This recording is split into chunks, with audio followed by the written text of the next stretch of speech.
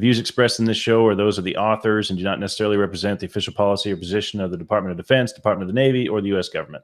Hello everyone and welcome to Philosophication with Ginger and the Beard. I'm Jason, and I wanted to do a quick introduction to today's episode because we're releasing it out of order and I wanted to explain why. So while recording this show, Michael and I want it to be as much of an organic discussion as possible. So we try to keep the editing to a minimum, but there still ends up being some editing that we have to do, mostly to take out awkwardly long pauses or excessive uhs or ums or likes, stuff like that just sounds stupid and doesn't make for good listening material. So while we do try to keep the editing to a minimum, there is still some to be done, and it's time consuming even though there's not a lot of it. And with both of us having full-time jobs, sometimes it takes us longer than we'd like to edit the episodes that we record. So what that means is we've ended up with a backlog of recorded episodes that we haven't edited and released yet. Today's episode is about the Brett Kavanaugh confirmation, and that makes it time sensitive. And we have 3 episodes before this that we recorded before this that still need to be edited and released. So I don't want to take a week or however long it's going to take to edit all of that stuff and then release this episode after that, and by then, who knows, the whole thing could have blown over and nobody will care anymore. So given that this one is time sensitive, I wanted to release it now even though it's out of order. That won't make too big of a difference in what you'll hear. We do refer to an earlier episode once or twice in which we talked about Kavanaugh already. So if you're watching this near the time of release, you won't have seen that one because it hasn't been released yet. So what's going to happen is we will release this episode as number 3. We'll number it in the order of release. And then episodes 4, 5, and 6 will be the ones that were recorded before this, but released after. So if you're listening to this later, long after the time of release, and you care about listening to them in the order that we recorded them, you'll need to listen to episodes 4, 5, and 6 first. If you don't care about that kind of thing, then go for it. So that's all I got to say about that, and now we bring you today's episode. Hope you enjoy it. Hello, everyone, and welcome to Philosophication with Ginger and the Beard. I'm Michael Autry, and I have red hair. And I'm Jason McGinty, and I have a beard. So today, we're going to talk a little bit more about the Brett Kavanaugh situation. And if you watched our previous episode about this, you already know kind of where both of us stand on it, and nothing that's come out since then has changed our minds. But there were a couple of things that I've been thinking about related to that lately, that I wanted to talk about. And what I want to talk about is bad defenses of Kavanaugh. So both of us think that we should be holding to the principle of presumption of innocence here. We should not be convicting a man in criminal court or in the court of public opinion or otherwise, any of that, without sufficient evidence. That's where we stand. However, that doesn't mean that all arguments in defense of Kavanaugh are good. So today we're going to talk about a couple of stupid arguments that we've heard in defense of Kavanaugh and why they're stupid and why they're counterproductive. So you got anything to say before I jump into it? Yeah, just above all, a lot has changed since we last talked about Brett Kavanaugh.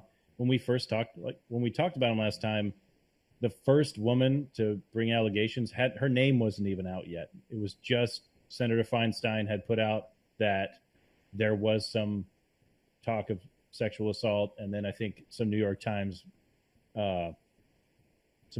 article talked about the details, but she still hadn't put out her name, and a lot of the details still weren't out there.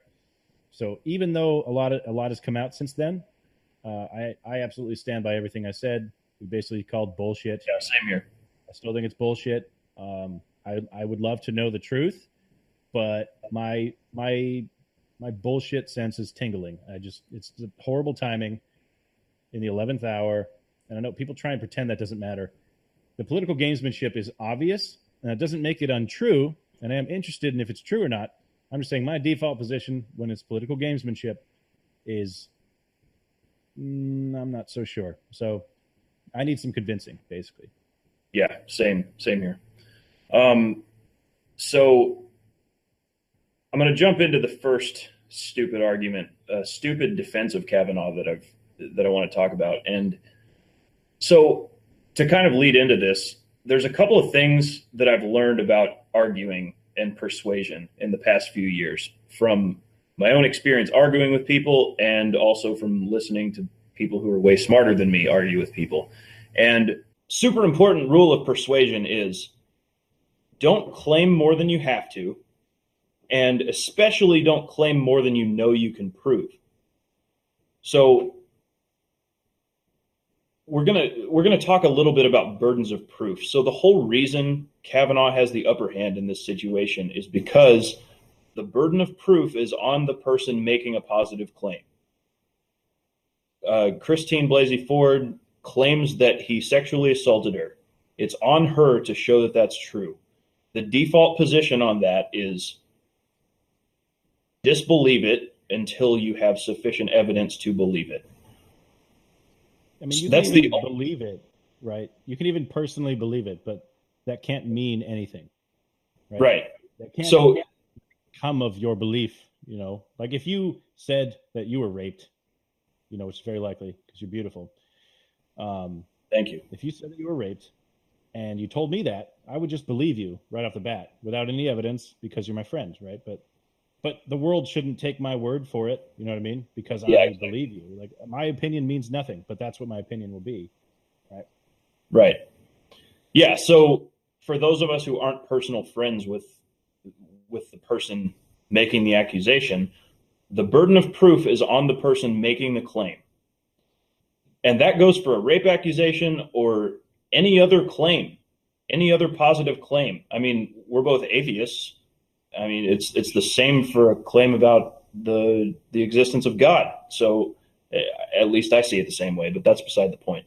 The point is, the reason Kavanaugh has the upper hand is that the burden of proof is on his accuser.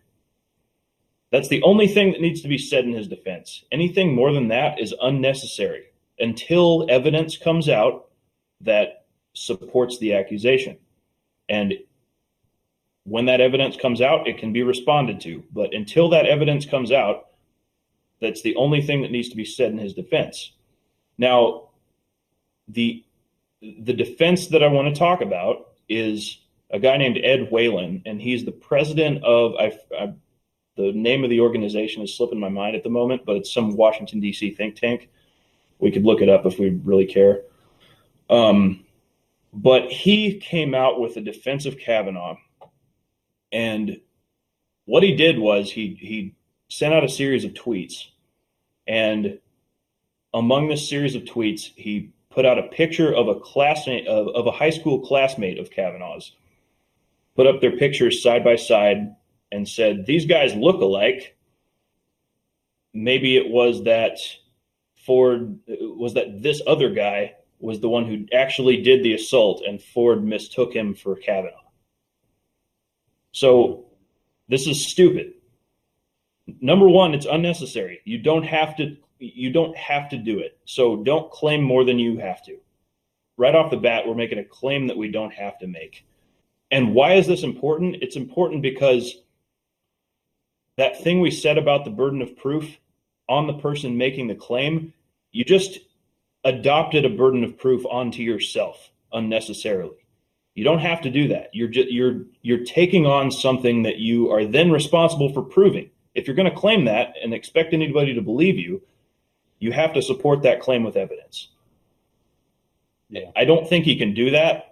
I'm almost certain he can't do that, which would make it stupid. So don't claim more than you know you can prove. So not only is it unnecessary, but it's counterproductive. Because if you make a claim and you can't support that claim, you make your own argument look weaker. So you're handing ammunition to the other side. You're handing ammunition to the Senate Democrats who say, because this guy is no more able to prove that than Ford is able to prove her accusation. It's unnecessary. And because you can't prove that, you make your own argument look weaker. So it's stupid and it's counterproductive. Yeah. I don't know. To me, it just seems really far fetched. I mean, it's just possible, but it's kind of like the evil twin, or the evil twin defense. I'm not terribly interested in that. So, I mean, I think he pretty much said it all. It's a dumb point to make. It's unprovable, and I think the guy deleted the tweet. I forget. Yeah, he did. Yeah, like everyone kind of. He probably realized how stupid it was. Yeah, even people on his side were like, "Dude, this is dumb." So he deleted it. Yeah. Cool. What's the second? So the second one is, and I think I'd have to go back and look, but I think the president himself has tweeted about this. And basically it's some variation of, well, what if he did do it? It's just, he was 17. Should we really hold that against him for the rest of his life? Should that really disqualify him from the Supreme Court? I think yes. Like, this is not, let's keep in mind what's being claimed here.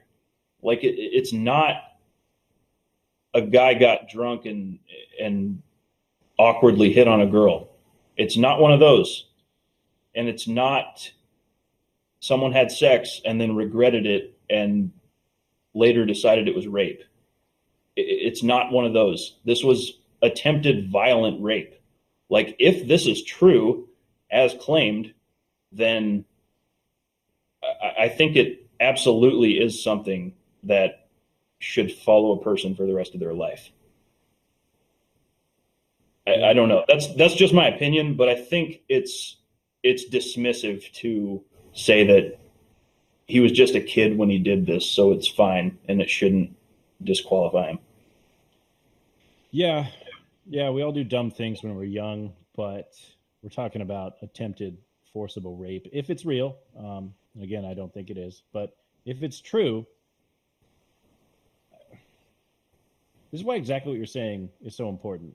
You don't need to make up stupid bullshit to make it an excuse for it. And certainly the excuse that, so what, it was a long time ago, is a horrible one.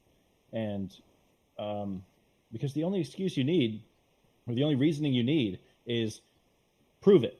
Like, that's all you got to say. Prove it. Okay? That's how it works. And obviously, if they did prove it, I'd be the first one to eat my words and be like, yep, I was totally wrong. I called bullshit and I was wrong. But all my bullshit senses are tingling, and it's just too much political gamesmanship for me to think it's not political. But if it's proven somehow to be true, which is pretty much impossible, by the way, unless he admits it. Like, pretty much him admitting it is about the only way this could ever be proven, because it was in 1982 or whatever. There's no evidence. Even corroborating witnesses wouldn't, like, the testimony of a witness is not very strong evidence in any case, right? So, I mean, it would be on a jury to decide if it's beyond a reasonable doubt. But if it's just he said, she said, or if it's he said, she and her friend said, that's not really that different. You know what I mean? So there's no way to prove it beyond a reasonable doubt unless he admits it, because it was 1982. If there was an investigation at the time, maybe they could have proved it. Maybe there would have been some physical evidence. Maybe there would have been a lot of damning testimony from witnesses. But that's all you got to say is prove it. But obviously, if some hypothetical scenario happened, which again, it would probably have to be an admission in open court. But if he did admit it, or not even open court, if he just admits it, then I'll be the first one to be like, yep, well, fuck that guy. He shouldn't be on the Supreme Court. Yeah. He probably shouldn't be on he shouldn't be on the Circuit Court of Appeals. He should be in jail. Like, obviously, there's a statute of limitations problem, so I'm not going to say we just throw him in jail without an actual trial. But if he admits it openly, then yeah, of course that's disqualifying. What kind of a freaking monster would make that excuse?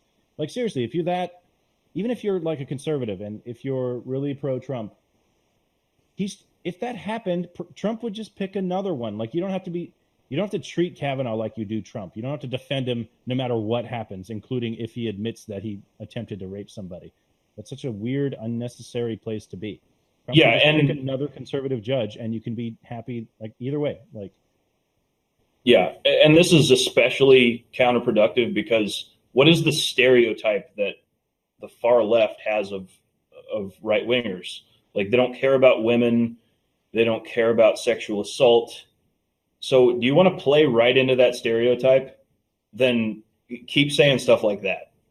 Right. Like, play right into the left stereotype of you and say it wouldn't matter if you did do it. Yeah. I honestly think if most people who like would retweet something like that, or I think most of them don't even truly believe that. I think it's just there's this us versus them. We have to defeat the left thing going on, and they don't think he did it. So they forward something like that, retweet something like that, because they're so certain that he didn't do it. But I think most people are that like okay, that most people would be okay with that, honestly. Well, it's something we constantly talk about is consequentialism. Right. Like, the goal is to get him confirmed. Mm-hmm. If you're on the right, and the goal is to get him rejected if you're on the left. And so whatever you have to say to make that happen is what you have to say, which is backwards. Like, we should not be doing it that way. Right. Yeah. Well, I think that's probably a weird little fringe idea. I don't think most conservatives feel that way. They just don't think it happened. They think it's bullshit. They can see the gamesmanship. They know what the liberals are doing. And, but if it were clear to them that he did attempt to rape somebody when he was a teenager, I don't think most of us would be okay with that. That would be the dagger in his back. That would be the end. Like, the Senate would not vote to approve him at that point, but it would take proof. And again, 20 some odd years later, 30 some odd years later, or whatever, right? 30 something years. When was it? 82? Whatever. 30 something years later, the only way possible for him to be proven guilty is if he admits it. There's no way there's any evidence, any physical evidence. There's no videotapes. There's no, semen. There's no bodily fluids of any kind that they could find and DNA test. There's nothing. All you could possibly have is someone else saying they saw it, which again wouldn't even be enough to prove it. It would be kind of damning, but it wouldn't be enough. So, I don't know. That's all I have to say about that. The last bad argument I want to talk about is one that I know Trump has tweeted. I think maybe the second one was something that he tweeted, but I know this one was something that he tweeted. The argument is that if this really happened, Ford would have come out with it to the police or to someone back when it happened or shortly after it happened. And that may be true. I don't know. And I will say that the timing of when she did come out with it looks bad. Like, the fact that it's right before, like we're saying, at the 11th hour, right before Kavanaugh is going to get confirmed for the Supreme Court, it does definitely make it look like political gamesmanship. However, to make the claim that she would have come out with it back then if it really happened, again, going back to the first thing we were talking about, don't claim more than you have to. You don't have to say anything more than prove it until some actual concrete evidence comes out. So it's unnecessary. And second thing, don't claim more than you know you can prove. I don't think you can prove that if it really happened, she definitely would have come out with it back then. I mean, I could totally understand. I'm sure it's a hard thing. I'm sure that would be a hard thing to come out with. Like, you went through this. You're already traumatized from the event itself. It's going to cause you even more emotional pain to tell someone about it and to relive it. I could totally understand if someone didn't want to talk about it. Yeah, that happens all the time. Right. Many, many cases of people not reporting. Lots of sexual assaults go unreported. Yeah. Like, lots of people just never come out with them, even years later. Yeah. So, again, to claim that, it's demonstrably false, for one thing. And so you definitely can't prove it. And again, it just makes your own argument look weaker. If you claim things you can't prove, your own argument looks weaker, and you don't have to do it. Yeah, I'm with you. In the Navy, we talk about sexual assault all the time, like to the point where it's too much. It's very burdensome how much we talk about it, but they make it clear to us, and we kind of learn going through it that there's a butt ton of unreported sexual assaults, and we go out of our way to make it as easy and as painless for survivors to report. They have something called restricted reporting, where there are certain people you can go to who not only will they not tell the cops or your command, they're not allowed to. They cannot tell anyone. They're called You file a they're called victim advocates, and so they're people that are I trained think for chaplain this. is someone you can do that with too, right? Yeah. So you can go to a chaplain, you can go to a victim advocate. There are a few people you can go to, and it's called a restricted report, and it's basically for those people that maybe they want to get some help, they want to get mental health help, they want to get medical help, they want to just talk to somebody. They can get all the help they need, but there will be no files charged. The command will never know about it. The police will never know about it. So it's another way and then people can always later on turn it into an unrestricted report. And then there will be an actual, a police investigation and all that stuff. So, and they try to make it as painless as possible, which is obviously going to be very painful. But, we should, even though it's a policy within the Department of Defense and they have this restricted, unrestricted reporting, and we do all these trainings and try and make sure people understand that it's really hard to come forward and that we should never treat anyone any differently because they come forward. We're not, it's like illegal for us to mistreat anybody or like for coming forward. So that attitude needs to be adopted across, the society. I think we need to be. And I can already hear people pushing back on this by saying, well, why would you ever go the route of restricted report where the cops aren't going to hear about it? Because if someone did this to you, wouldn't you want them to get punished? Like, wouldn't you want to see justice done? And my response to that is, not everybody feels the same way you do. Yeah. Like, you can't assume that everyone has the same sense of justice that you do, and everyone has the same.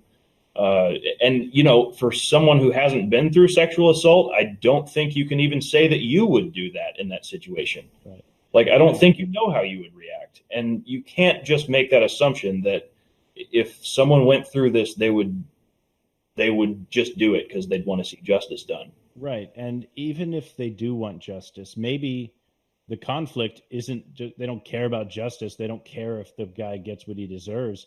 But the conflict is, in doing so, you're also telling the whole world that you got raped, you got sexually assaulted, right? That's embarrassing to some people. That's horrifying to some people that people would know that about them. It's such a private, personal thing that was, some trauma they went through. Anyone can understand who's been through any kind of trauma. It doesn't have to be that maybe you don't just want to show up and talk about it with everybody. You don't want everyone knowing that about you, Yeah.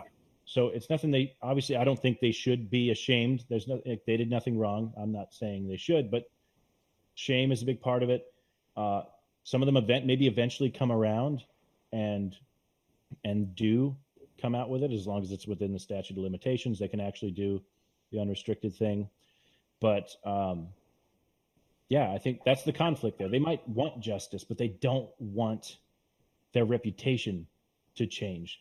And maybe that reputation isn't necessarily that people will think they're a slut or something. That's like the worst case horror show. But what if they just don't want the reputation of a victim? They don't want people feeling sorry for them. They don't want people, there's a million different ways you can do this. Like every different person can have a different attitude about what they're worried about. Some may think it's stupid to worry about their reputation and they just come out with it, right? And then others, they care a lot about that, and it's really on each of them.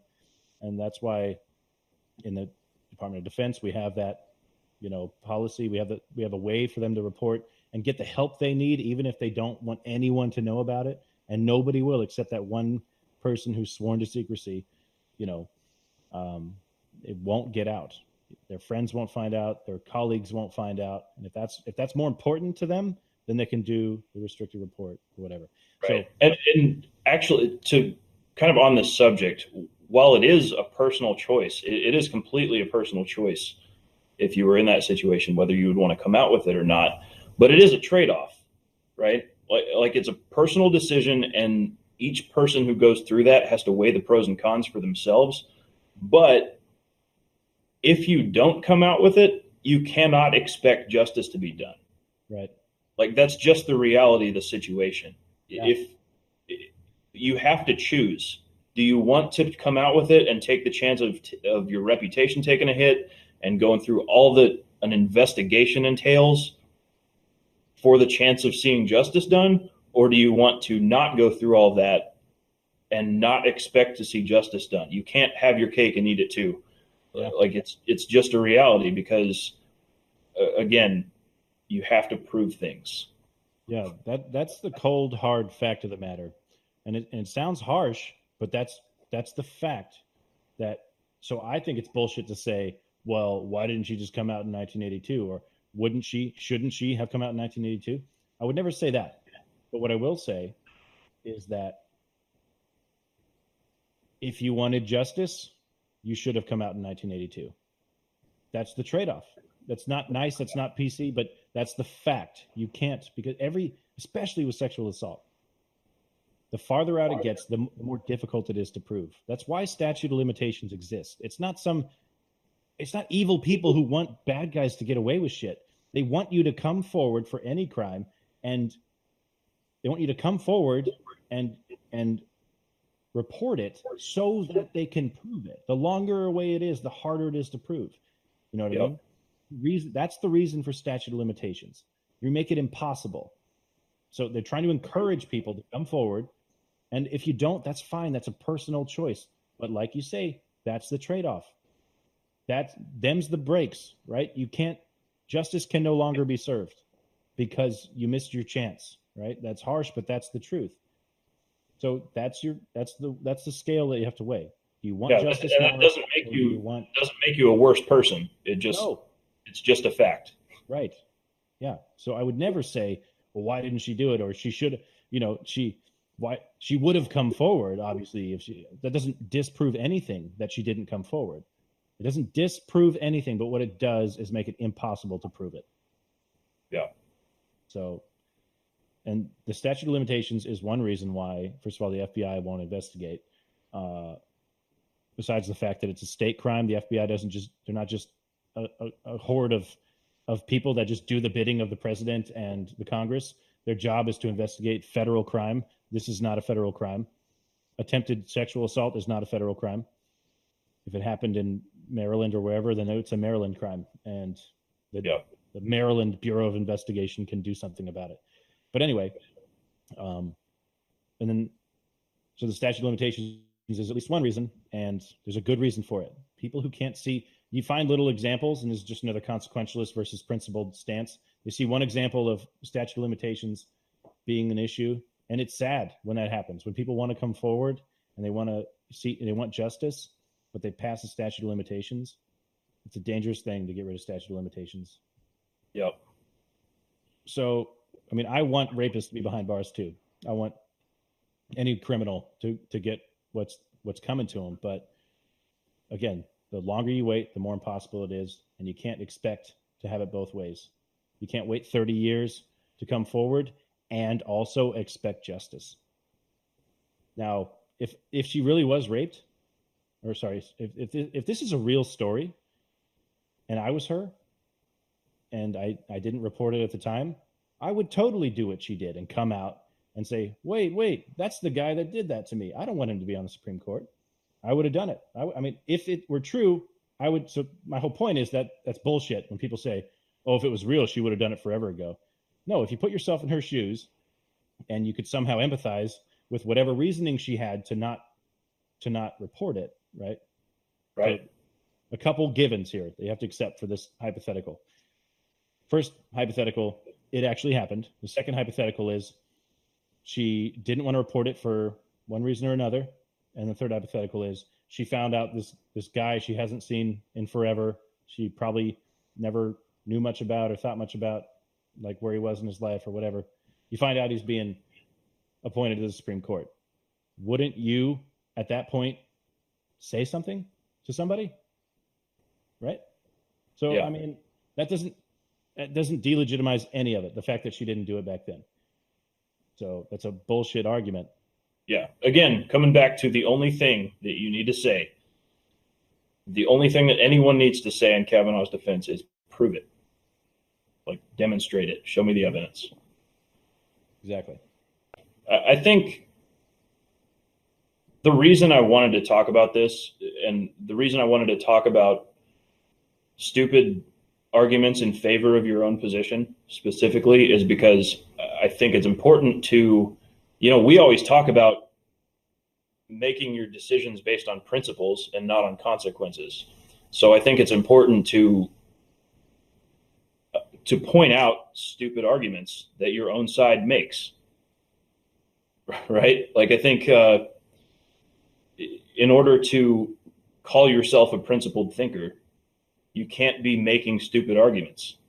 And if people who agree with you make stupid arguments in favor of your own position, I think it's important to point it out, and important to point out that as a principled thinker, you don't buy into those arguments, even if you agree with the conclusion. Yeah, it's worth taking the time to call bullshit on those arguments, especially if you're on the right, because you're trying to, all it does is delegitimize your position. So you're better off not only not talking that way, but also talking about it, condemning it, calling bullshit. So, yep. So there has been more developments, right? So I don't know, very recently, there's a new allegation from a new woman about Brett Kavanaugh. Yeah. Right. So Michael Avenatti, the porn lawyer for Stormy Daniels, that guy, has come out and said that he has a new client. Her name is Julie Swetnick. She claims in a sworn statement that she witnessed Brett Kavanaugh at boozy parties in the early 1980s, behaving inappropriately towards women. She also alleges that Kavanaugh, his friend Mark Judge, and other boys drugged various girls and then gang or train raped them. She says that she fell victim to one of these gang rapes, but she does not allege that Kavanaugh himself was involved in the assault. But no one reads that deeply into it. All they see is he's accused of a gang rape, another gang rape. Like that there's another woman coming forward saying that he gang raped her. And no one's actually reading into what she said, but her actual statement says just that. She's saying that he was part of a group that got drunk at parties and behaved inappropriately towards women all the time, right? And that, Kavanaugh and his friends had a reputation. She didn't witness it. She doesn't say she saw it, of going around gang raping people. And then even when she makes the accusation about getting gang raped herself, she says that Kavanaugh was present. She uses the word present. She doesn't say Kavanaugh assaulted me. She doesn't say he was in the room, he watched it happen. She says he was present. So anyway, that's the new allegation. But again, no one reads into it. No one cares that she's not even actually accusing him, but choosing her words very carefully. Like, I think probably so that she can't get sued for slander when she says he was present at her gang rape, because everyone's going to take that, just run with it, that he raped her, right? The damage will be done, but then she can cover her ass by using those specific words so she won't get sued after for clearly lying. So it's another case where I don't know what happened. I don't know if it's true, but the political gamesmanship seems clear here. So I'm not buying it any more than anything else. And then especially the fact that she never actually accuses him, and everything she says is so vague. Like, she witnessed Kavanaugh grabbing and fondling and grinding against girls. Like that's the only thing she actually accuses him of, right? And everything else is like hearsay. She says that, there was like a reputation or that those kind of behaviors, like the gang rape and stuff, and spiking punch, she says she became aware of efforts of Kavanaugh to spike the punch. She doesn't say, I saw it. That's such a weasel word. Right. It's the same shit. She's picking her words so carefully. It's such an odd and vague way to put it. You know what I mean? So it's all like half of what she's saying is secondhand. She didn't actually witness any of it. And then even when the accusation of the actual gang rape on herself that she says happened, she doesn't even say that he did it. She won't even say that. So I'm still calling bullshit. But if it's true, then I don't want him to be a Supreme Court nominee or a Supreme Court justice. But this changes nothing for me. Yeah, and with this accusation, like think of the number of people involved with this. Mm-hmm. Like she says, this was not just one guy, not just like 2 or 3 guys that were in the room. She says this was a gang of Kavanaugh and his classmates, or other of his peers, who were doing this not just once either. They were doing this multiple times, like a pattern of behavior, like multiple parties where they drugged women and gang raped them. Like this is not a small number of people involved. Yeah. We're talking about not only the people involved who are accused to be involved with the action itself, but the rest of the people at the party. Like, there must have been if this is true, there must have been other people at the party who knew it was happening. And it seems to me and many parties too has happened. Yeah, many parties. And it seems to me that if this is true and it's only coming out now, 36 years later, like you're approaching conspiracy theory territory if you really believe that many people could have kept it under wraps so well for so long. Yeah, and she's not even saying, she's not only saying that she never came out and talked about this rape. She's saying all these rapes that she knew about and like doesn't claim to witness, but to become aware of, or she says she saw men standing in a line outside a door to rape a girl, like in line waiting to rape her. She's saying she saw all the shit or was aware of all the shit. It's like, well, first of all, you're an asshole for not coming forward at that point, calling the cops, telling the cops, hey, this girl got raped. Okay, so that's even beyond. You can't even use like the whole victim, like the whole I was traumatized argument. Yeah. Okay, so though, yeah, sure. I mean, the last claim is that she was gang raped, so that sure you can make that claim, but not all this other crap she says she knows happened and was happening for years in the early '80s. That this is just what it was like in D.C. or Maryland at the time. In the early '80s, there were just gangs of high school dudes just going around raping everybody, and women kept showing up to parties knowing this. They kept going and hanging out with these guys knowing this. They had a reputation. Like, none of this shit makes any sense. And if it were true at all, there would be so many corroborating stories and so many witnesses. There would be so many people that either had the same impression, heard the same shit, saw something. It doesn't have to be the dudes or the victim, right? There's so many different people that could come forward now and agree, or could have gone forward at the time. Surely one person would have had a guilty conscience, one person out of all those parties, and would have gone to the cops or to a parent. Yeah, again, you're approaching the level of conspiracy theory if you really think that many people could have kept this a secret for almost 40 years. Right. So what's funny is this actually makes people are going to tout this. Okay, lefties are going to tout this as some sort of, one more reason. They're going to believe the victim. They're going to believe this on its face without any evidence, no matter what.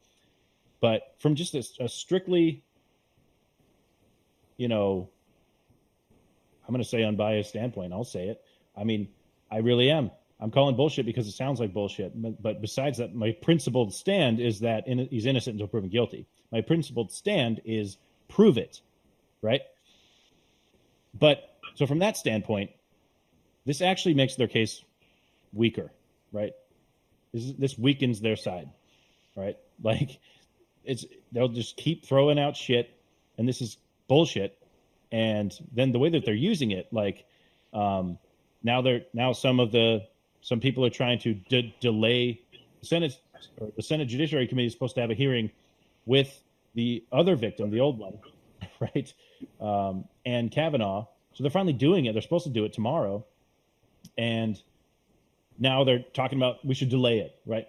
So it's like let's use this bullshit to delay the hearing on this other bullshit, all to delay the final confirmation, right? So there's just no losing sight here. Like they're not fucking fooling anybody. That's my point here. They're not fooling anybody. We all know what's happening. They're trying to delay until after November so that they can just never let Trump get a Supreme Court nominee. If they get 50, 51, whatever, senators, which they're hoping they can do in November, which they may or may not, if they can delay it that long, then they could maybe stop not just Kavanaugh, but any originalist judge, any judge, period, that Trump would put up there. So, like, we all fucking know that's what they're doing. That's why they're like, oh, we got to wait for an FBI investigation. Oh, we got to wait on this Kavanaugh hearing, or on this hearing for the old allegation because there's a new allegation. It's funny how waiting is always the recommendation. Let's wait. They're just trying to delay so that they can push it past November or past the elections in November. Yeah, and the other thing is that we keep talking about presumption of innocence, but what's so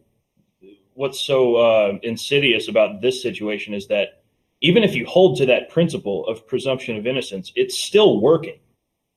Like the delay tactic is still working. Right.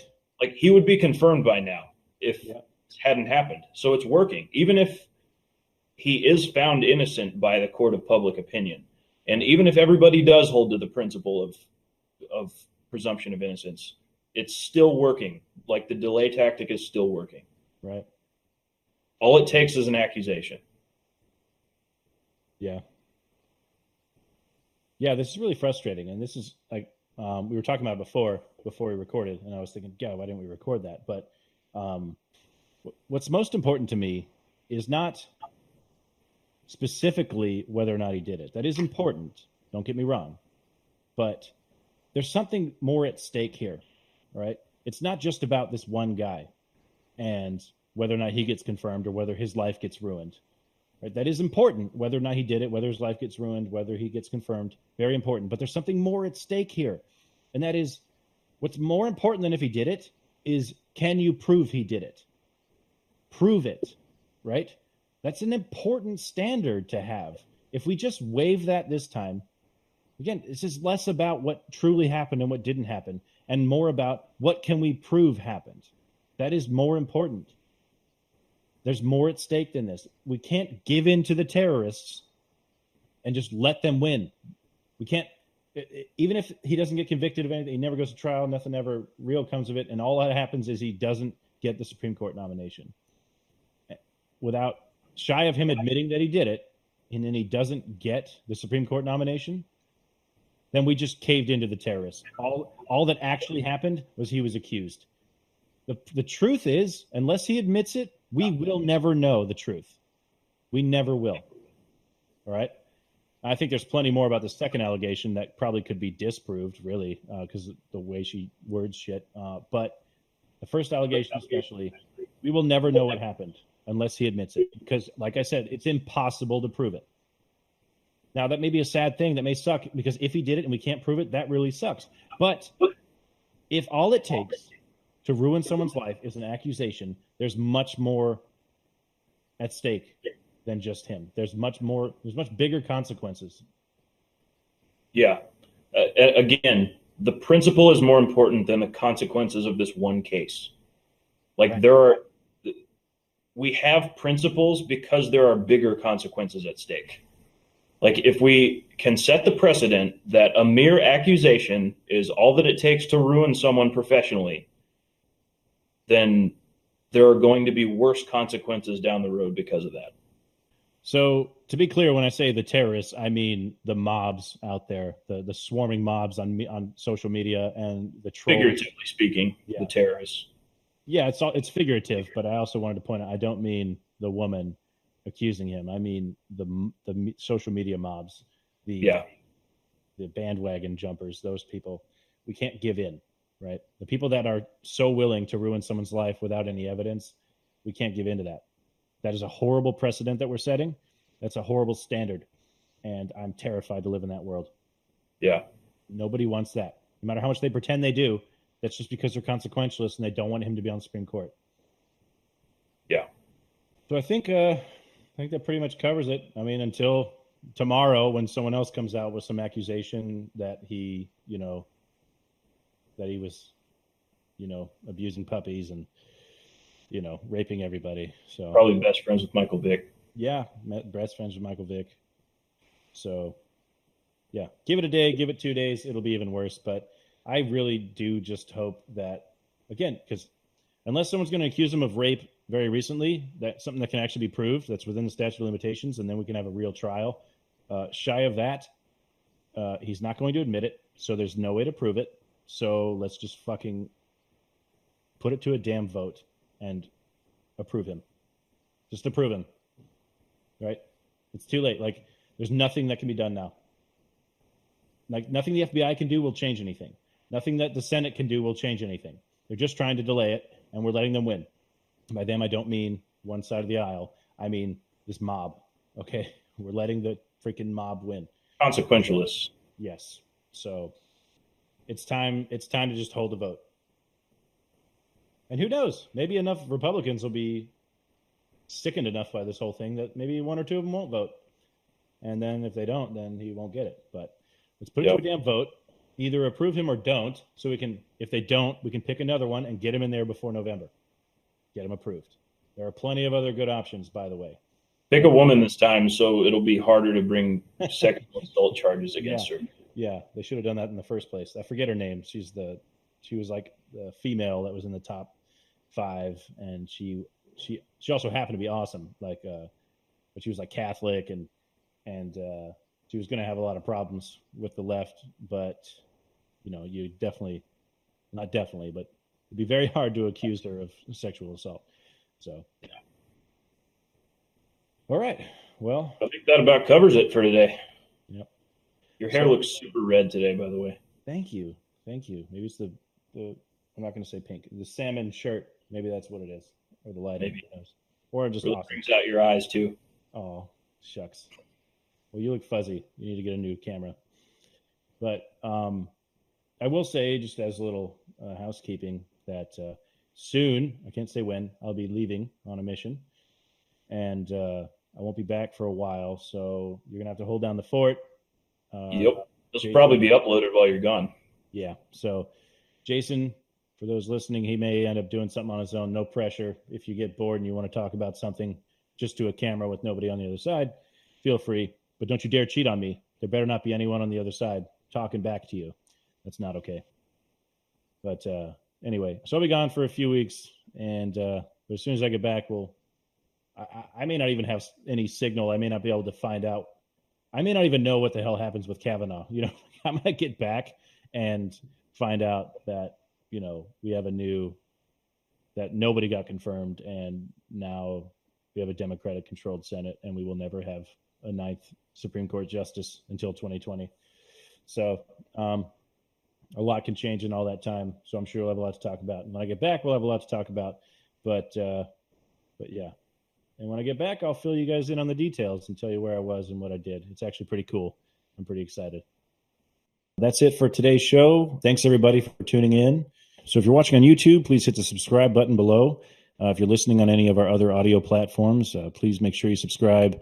Leave ratings or comments. It really helps algorithmically in getting the word out about our show.